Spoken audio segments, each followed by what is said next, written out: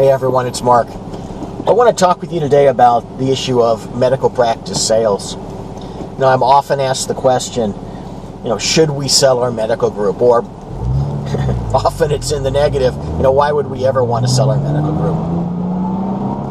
People ask that question as if I have the answer for them. And I do have the answer for them. It's not generally the answer they're looking for, which is some sort of a yes, absolutely, or no, never. It's, well, it all depends. The reason it all depends is a sale is simply one of the strategic alternatives available to a group. Sometimes it's the right alternative, and other times it's not. There's some groups that, even though the owners might think it's the right alternative, would never stand a chance of finding a buyer, or at least a buyer who would pay anything of significant value for it. So what is really required is a process that begins by looking at the group itself, looking at what its strengths are, its weaknesses, taking a look at what its owners' interests are. If we're talking about a group and the owners are all approaching 65 or 70 years old, a sale may be far more interesting to them than to one in which all of the owners are simply starting out on their careers.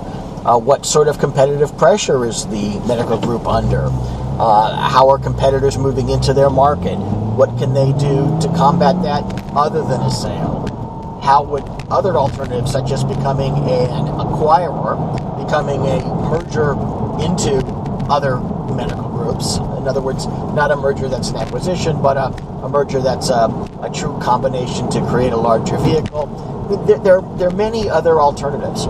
So what's really needed is a process that begins by looking both inside the group at its strengths and weaknesses, that begins looking at the market, that begins going through the checklist of alternatives, and then setting the right strategy for the group.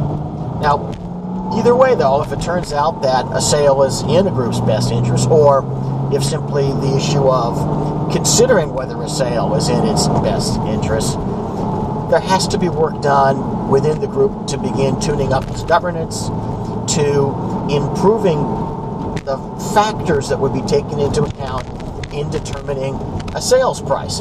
If there's a sale, great. Hopefully it drives a higher sales price. But if there's not a sale, that same work goes to create more value within the group. In other words, creates a more valuable group, potentially for a sale later on, and more value in terms of creating higher income potential for the group's physicians.